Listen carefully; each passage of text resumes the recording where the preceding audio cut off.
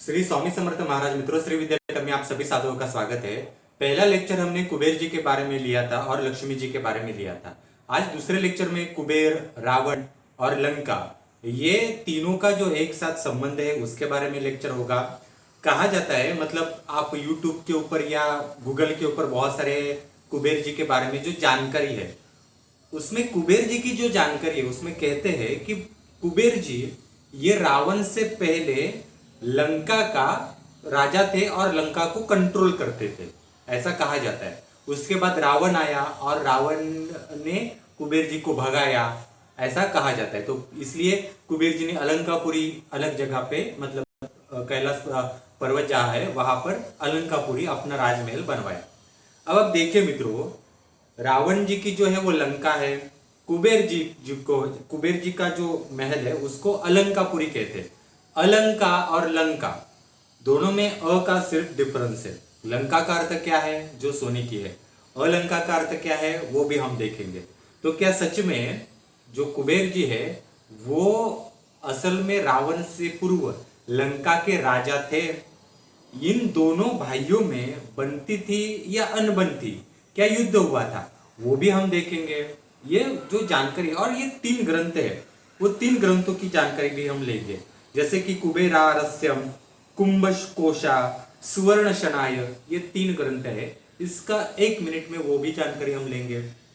जानकारी को शुरू करने से पहले हमारा YouTube चैनल शेयर कीजिए, सब्सक्राइब कीजिए। जिनको भी हमारे श्री विद्यापीठम द्वारा ऑथेंटिक साधना सीखनी है, ये देखिए मित्रों, 64 योगिनी की साधना है। इसमें पूरा तर्पण अभिषेक यंत्र पूजन सिखाया हुआ है। ये साधना हमारे यहाँ से आप सीख सकते हैं। सुवर्णाकर्षण भैरव साधना है, इसमें भी तर्पण अभिषेक यंत्र पूजन सिखाया हुआ है, इसे भी आप सीख सकते हैं। उसके बाद वराही साधना है, ये वराही साधना भी आप सीख सकते हैं। वराही साधना श्री विद्या के 3रे स्टेज में आती है, इसको भी हमने तर्पण अभिषेक प्रॉपर भी हम सिखाते हैं। महागणपति साधना है, महागणपति साधना में 3 बुक्स आते हैं, तर्पण अभिषेक यंत्र पूजन, प्रॉपर सब सिखाया हुआ है। और जो भी हम सिखाते हैं, ये देखिए 64 योगिनी का पूरा यंत्र है। प्रॉपरली यंत्र पूजन हम यहाँ पर आपको सिखाते हैं। देखिए, यंत्र पूजन और प्रॉपरली जो एक विद्याएं है, ये आपको पूरे भारतवर्ष में कोई भी साधना रिचुअल्स फॉर्म में विधि युक्त कोई नहीं सिखाता। साधना मतलब लोग क्या समझते हैं, गुरु होगा, मंत्र देगा, जप करना है, उसको ही लोग गुरु दीक्षा समझते हैं। इस तरह की कोई गुरु दीक्षा साधना नहीं होती। नहीं तो आप सोचे मित्रों, ये सारे बुक्स मुझे निकालने की जरूरत नहीं पड़ती, मैं भी आपको मंत्र देता और जाप करवाना सिखा देता। परंतु इस तरह से कोई दीक्षा जो है और साधना शास्त्र में है ही नहीं, और कोई होता भी नहीं है इस तरह से। तो हम कुबेर जी की जो एक जानकारी है उसके लिए शुरुआत करते हैं। पहले लेक्चर में हमने देखा था कि कुबेर और लक्ष्मी का नाता, और एक जानकारी उसके बीच रही कि कुबेर जी की माता और लक्ष्मी, इनका पूर्व जन्म में कुछ संबंध था। तो कुबेर जी की जो माता थी वो पहले समुद्र में उसका जन्म हुआ था, और लक्ष्मी के अवतार, लक्ष्मी का जन्म होने से पहले समुद्र में उसके भी अलग अलग लक्ष्मी के अवतार हुए थे। तो किसी जन्म में उनका नाता था। तो लक्ष्मी जब विष्णु के यहाँ पे अवतरित होने के बाद उनका विवाह हुआ, इस जगत में आ गई, इस ब्रह्मांड में, तब ऑटोमेटिकली कुबेर जी की एनर्जी और लक्ष्मी जी की एनर्जी एक दूसरे के तरफ खींच के चली आई। ठीक है, ये एक पिछले जन्म का राज है। दूसरा, कुबेर, अब देखो, लक्ष्मी जो है ना वो जल देवी है। तो जल क्या होता है कि एक जगह पे स्थिर नहीं रह सकता। स्त्री शक्ति एक जगह पे स्थिर नहीं रह सकती। स्त्री शक्ति जो होती है वो चंचल होती है। जैसे कि पृथ्वी है, पृथ्वी क्या करती है, आप देखिए कितनी घूमती है, खुद की जगह भी घूमती है, पूरा एक सोलर ये जो होता है सिस्टम वो भी घूमती है। तो ये जो घुमाव है जो स्त्री के अंदर होता है, तो आप कल्पना कर लीजिए वो जो समुन्द्र से आई धन की लक्ष्मी एनर्जी, उसके पास कितनी एनर्जी होगी। तब जब वो समुद्र से आई थी, तब उसकी एनर्जी बैलेंस करने के लिए कुमार अवस्था वाले, हाँ प्रौढ़ नहीं, कुमार अवस्था वाले 2 घोड़े, 2 अश्व और 2 गज, 2 हाथी आए थे। जो ऐसे 4 तत्व, 2 अश्व और 2 गज, वो उसके साथ आए थे उस एनर्जी को बैलेंस करने के लिए। तो इसलिए जो लक्ष्मी है उसकी एनर्जी भी चंचल होती है, उसको भी स्थिर करने के लिए कुबेर का तत्व इस तरह से होता है। और जैसे मैंने आपको पिछली बार बोला, कुबेर जी ने अपना अलंकापुरी का राजमहल बनवाते वक्त, आप कल्पना कर लीजिए, अलंकापुरी का अर्थ आपको आगे समझ में आएगा, परंतु इतना बड़ा राजमहल जहां पर पूरी दुनिया का धनकोश होगा, अलग अलग संग्रहालय होगा, विश्वकोश होगा, उसका आर्किटेक्चर डिजाइन किया था भगवान विष्णु ने। और हर एक का कोना जो होता है, हाँ, सब कोने को जो अप्रूव जो लगता है वो सब भगवान विष्णु ने दिया था। ये आप समझ में आ गया, इसलिए वो ना इतना रिश्ता है इन लक्ष्मी, विष्णु और कुबेर जी के इनमें। तो अब हम शुरू करते हैं कि कुबेर क्या सच में लंका के राजा थे। तो सबसे पहले कुबेर, रावण, ये जो थे ये हम कह सकते हैं कि स्टेप मदर जो होते हैं ना, स्टेप ब्रदर ऐसे थे, सावत्र जिसे जिन्हें कहा जाता है। जब रावण, कुंभकर्ण और विभीषण ये तीनों उस समय तपस्या के लिए जंगल में गए थे, अलग अलग जगह पे अलग अलग दिशाओं में गए थे, एक साथ नहीं गए थे, अलग अलग जगह गए थे। शूर्पकर्णा राजमहल में ही थी, उसको कोई अधिकार नहीं था। अब जब वो गए थे तब सारा जो राज्य कारभार था वो कुबेर जी के पास आया था। कुबेर जी उतने चतुर, उतने कुशल वो थे, इसलिए वो पूरा का पूरा मैनेजमेंट जो लंका का है वो पूरा का पूरा मैनेजमेंट देखते थे। अब देखो, मैनेजमेंट देखना और राजा होना दोनों में अंतर है। अब राजा किसे कहते हैं कि जिसका राज्याभिषेक हो चुका है उसे कहते हैं राजा। उस समय इन कुबेर जी का राज्याभिषेक नहीं हुआ था, इसलिए उन्हें राजा का पदवी नहीं था। वो भाइयों की तरफ से वहां पे कोई नहीं था, इसलिए एक चतुर बुद्धिमान व्यक्ति चाहिए। इसलिए भगवान कुबेर उस समय लंका का पूरा मैनेजमेंट देखते थे, तो वहां पर वो राजा नहीं थे। अब बाद में कैसा हुआ कि तपस्या के बाद और धीरे धीरे रावण के पूर्व जन्म का उसे एहसास होना शुरू हो गया, उसके ज्ञान में वृद्धि हो गई, उसको अपने ज्ञान और तपस्या शक्तियां उसके पास आने लगी, तो वो शक्तियां समकक्ष हो गई कुबेर के। ठीक है, शायद वो आगे बढ़कर वो कुबेर से भी अधिक सक्षम हुआ और उतनी ताकत उसके पास आई। और जब वो राजमहल में आया, अब होता कैसे मालूम है कि आपने अपने अंदर दुख जमा करके रखा, तो दुख का परिवर्तन क्या होता है कि कभी कभी वो अपने बीमारी के रूप में, क्रोध के रूप में वो निकलता है। तो उसी प्रकार से रावण के पास जो ज्ञान था, ज्ञान तो इतना बड़ा था रावण का कि वो भी बाहर निकलना आवश्यक है। अगर वो ज्ञान बाहर नहीं निकलता तो रावण बीमार हो सकता था या उसके शरीर में भी बदलाव होकर उसकी आयु कम हो सकती थी। उसका नॉलेज भी जो है बाहर निकलना चाहिए, एनर्जी इस तरह से बाहर निकालनी पड़ती है। अब समझ में आ गया आपको?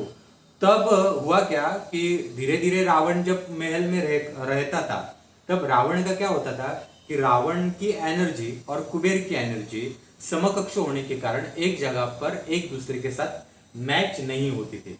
तो इसलिए कुबेर जी को भी थोड़ा सा अंदर से थोड़ा सा यह होता था और रावण को भी होता था। तो एक समय में क्या हुआ कि नारद मुनि लंका में आए थे और रावण और नारद मुनि की एक दूसरे के साथ मुलाकात हुई। तब रावण ने नारद मुनि को सारी चीजें बताई कि क्या हो रहा है, क्या नहीं हो रहा है और आगे जाके क्या हो सकता है, ये भी रावण ने नारद मुनि को बताया। तब नारद मुनि ने कहा कि ब्रह्मदेव और भगवान कुबेर, इनका एक दूसरे के साथ बनती है, मित्रता है, और वो कुबेर जी जो है वो ब्रह्मदेव की सुनते हैं। तो मैं एक बार ब्रह्मदेव जो है उनके पास ये निवेदन रखता हूँ। तो बाद में क्या हुआ कि नारद मुनि ने ब्रह्मदेव से कहा और ब्रह्मदेव ने कुबेर को समझाया कि कैसा कैसा कहता है। कुबेर जी ने भी कुछ भी शंका ना करके उनको ये सुझाव पसंद आया, वो भी वही चाहते थे।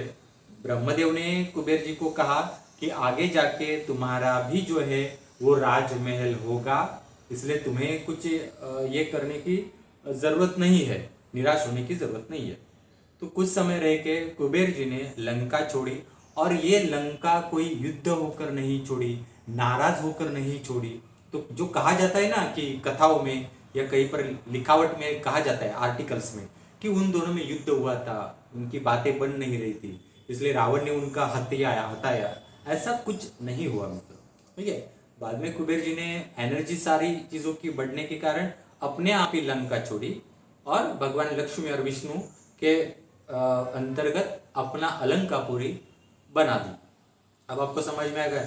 अब लंका जो थी, ये लंका ऐसी आप सोचिए कि दक्षिण ध्रुव के पास लंका है और उत्तर ध्रुव के पास कैलाश पर्वत के पास अलंकापुरी है।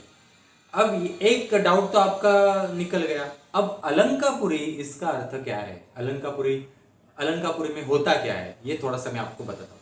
अलंकापुरी का अर्थ ये होता है कि अलंकापुरी का अर्थ है कि सभी अलंकार जो तीनों लोक में है, समझ गए? तीनों लोक, पाताल लोक हो, स्वर्ग लोक हो, मनुष्य लोक हो, और वहां पर रहने वाले अनेकों अनेकों अलग अलग शक्तियां, देवी देवताओं की अलग अलग लोक लोकांतर है। तो सारे लोकों में, तीनों लोकों में जो सारे अलंकार है, वो सारे अलंकार जिस जगह पर है उसको कहते हैं अलंकापुरी। तथा सभी प्रकार की वस्तुएं जो तीनों लोक में है, सभी प्रकार की लकड़ी, सभी प्रकार के धान्य, सभी प्रकार के रत्न, सभी प्रकार के शोपीस, सभी प्रकार के धातु, सभी प्रकार की मिट्टी, सभी प्रकार की कलाएं, सभी प्रकार के ग्रंथ जो तीनों लोकों में है, राक्षस लोक में भी, देवलोक में भी, मनुष्य लोक में भी, ये सभी जिस जगह पर है उसको कहते हैं अलंकापुरी। और ये कुबेर की जगह पे है, इसलिए सिर्फ कुबेर जो है ना, वो कोई सुवर्ण मुद्रा है, पैसा रखता है, इसका कुबेर नहीं है। कुबेर के पास ये सारी चीजें भी है, इसलिए वो कुबेर है। अब आपको समझ में गया? पैसा आ गया मतलब कुबेर की ये चाहिए, तो ऐसा नहीं है मित्रों। आपके पास धन धान्य की समृद्धि है तो भी आप कुबेर है। आपके पास थोड़ा पैसा कम है परंतु सुख शांति है, वो भी आपके कुबेर है। आपके पास कोई आर्ट या कला है, वो भी आपके कुबेर को की जो है कृपा आपके ऊपर है। अब आपको समझ में आ गया ये सारी चीजें क्या है। अब कुबेर के ऊपर ना एक कुबेर जी के 3 ग्रंथों के बारे में मैं आपको थोड़ा सा बताता हूँ। कुबेर जी के ना 3 ग्रंथ थे। एक ग्रंथ का नाम था कुबेरारस्यम। कुबेरारस्यम।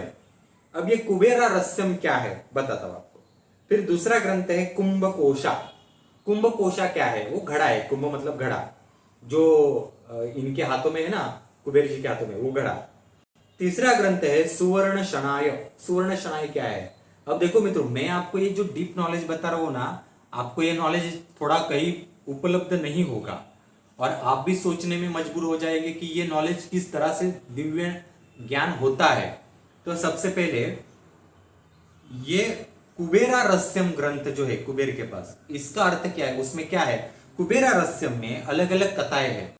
इस कथाओं में क्या है कि कुबेर जी ने प्रथम गुरु किसे किया, उसे पहला गुरु कब मिला, उस गुरु ने उसे क्या सिखाया, ठीक है, उसे फिर आगे के जो रास्ते है, मार्गदर्शन है, वो किनसे मिले उसको मार्ग, उसके बाद उसका पहला शिष्य कौन, और उसके जो शिष्य समुदाय है या गुरुमंडल है कुबेर जी का, तो वो कौन सा है, उसका उनके साथ क्या संबंध आया।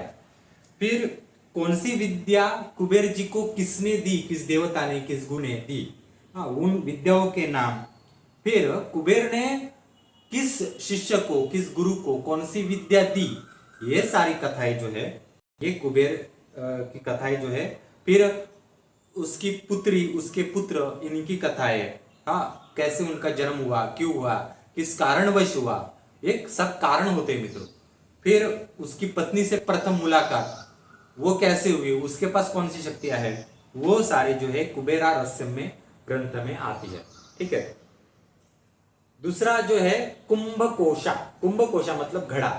कुंभकोशा में क्या है, तो कुबेर जी के हाथों में आप जो एक पात्र आपको एक बाउल दिखाई देता है, ठीक है, वो एक बाउल, वो भी घड़ा है, और दूसरा एक चांदी का एक डिब्बा है। वो जो घड़ा है ना, उस घड़े का पूजन, उस घड़े का नाम, उस घड़े का धातु, उस घड़े की स्थापना, उस घड़े का यंत्र, उसको ऊर्जित करने का यंत्र, मंत्र, तंत्र, प्रकार, वो सब जो है वो कुंभकोशा में है। उसमें प्रकार भी होते कुंभ में, वो सारे स्टेजेस भी है, वो कुंभकोशा ग्रंथ में है। तीसरा ग्रंथ है सुवर्ण शनाय ग्रंथ। सुवर्ण शनाय ग्रंथ का अर्थ है कि जब कुबेर रोता है, भगवान कुबेर के रोने के बाद अश्रु निकलते हैं, तो उन आंखों की अश्रुओं से लिक्विड फॉर्म में सोना निकलता है। हम रोएंगे तो आंसू निकलेंगे, कुबेर रोएंगे तो उनके आंखों से अश्रुओं से निकलेगा सोना। तो ये सोना जो गिरता है उनके आंखों से अश्रु के रूप में, ये होता क्यों है, इसका कारण जो है सुवर्ण शनाय में है। ठीक है, क्या ये घटना होने के कारण कोई श्राप है उनको, कुबेर जी को, जिसके कारण ये होता है? कुबेर जी का पेट जो है ना वो ऐसा बहुत बड़ा होता है, गणपति जैसा, हाँ, फुला हुआ रहता है, थोड़ा सा मतलब जाड़े है, थोड़े से मोटे है, उनका पेट भारी है उनका। तो ये पेट क्यों भारी है, उस पेट का रहस्य क्या है, उस पेट के अंदर क्या है, ये कुबेर जी का यहां पर अभ्यास है इस ग्रंथ में। फिर वो जो है ना कुबेर जी, ये आधे असुर है, तो वो आधे असुर है। फिर आधे असुर को सारे तीनों लोगों ने अपना धनकोष का एक भंडार गृह का ये क्यों उसकी निमणूक करवा दी, मतलब उसको क्यों रखा वहां पर आधे असुर को, तो वो रहस्य वहां पर है। आधा असुर होकर भी वो कुबेर है, हाँ, वो क्यों है, उनके पेट में कुछ है क्या, ये सारी जो चीजें ना है ये सुवर्ण शनाय में है। अब मित्रों ये तो आपको सब समझ में आया ना कि ये सारी चीजें किस किस तरह से होती है। तो कुबेर जी का जो ये दूसरा लेक्चर है ना, इसमें आज इतना है। तो आप हमारा यूट्यूब चैनल शेयर कीजिए, सब्सक्राइब कीजिए, और जिनको भी ये सारी साधनाएं करनी है वो हमें संपर्क कर सकता है। ये सारे आप कोर्सेज देख लीजिए किस प्रकार से, सुवर्णाकर्षण भैरव, ये जो साधना है, डिस्क्रिप्शन बॉक्स में सारे कोर्सेज के लिंक दिए गए हैं, मुझे भी संपर्क कर सकते हैं और मुझे संपर्क करके इस कोर्सेज की जानकारी आप ले सकते हैं। धन्यवाद मित्रों, हमारा यूट्यूब चैनल शेयर कीजिए, सब्सक्राइब कीजिए।